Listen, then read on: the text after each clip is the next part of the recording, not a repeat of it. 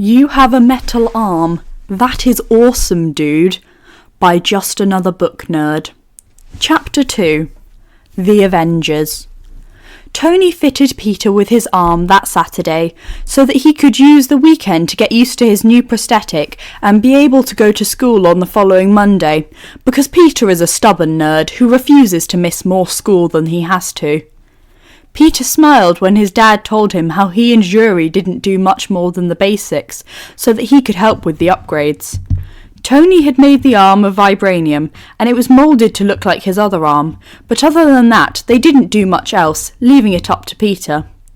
Once he had the arm on, with the help of Bucky and Tony, he worked on learning how to control the arm, hand, and his fingers.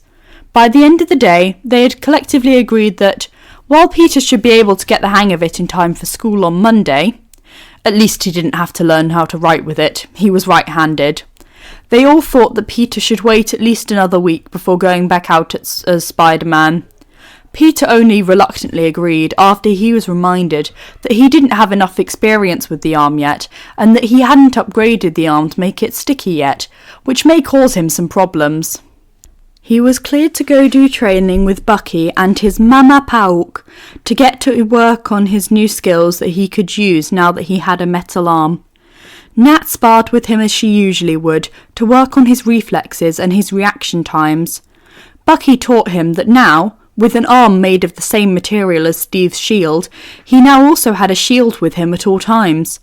They worked, teaching Peter how to use his arm as a shield against bullets and knives, and they hoped that he could use this to help him receive less injuries than he used to. At the end of a long day training, the three of them went up to the common room to eat dinner with the rest of their dysfunctional family. Everyone laughed as Peter struggled to eat his spaghetti and dropped his fork while trying to feed himself, and after the 6th time this happened, Tony picked up Peter's fork for him, got a fork full of spaghetti and brought it towards Peter's pouting face. "Here comes the aeroplane," Tony smiled, while also making odd faces. A chorus of laughs went around the table. "Seriously, Dad?" "Whatever are you talking about, Bambino? Now eat up your din-dins or no dessert." "No, you can't do that. I'm a growing spider teenager. I need my ice cream." "Well then, let's try this again. Here comes the aeroplane," he repeated, while bringing the fork towards Peter. "Fine, but only because I want ice cream." He accepted the help from his father and ate his dinner. Later that night, the Avengers all gathered in the living room for their usual Sunday movie night. This week, they watched WALL-E. Halfway through the movie, Peter looked around the room and remarked on how more than a few of them were either an android or part machine. "Hey guys, you know that, like, me and Bucky have mechanical metal arms, Vision is an android, Dad used to have a freaking arc reactor implanted in his chest, Rhodey uses his mechanical braces to walk, and Clint has his cochlear implants to help him hear.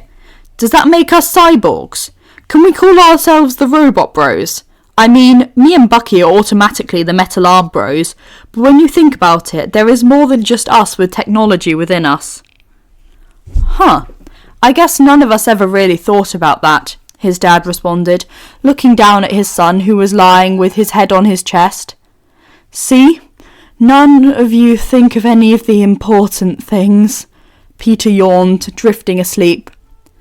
"Come on, Spiderling, let's get you to bed. You have your first day back to school with your new arm tomorrow," he spoke quietly, lifting up Peter bridal style and carrying him to his bedroom, their family whispering good night to them as they left the room.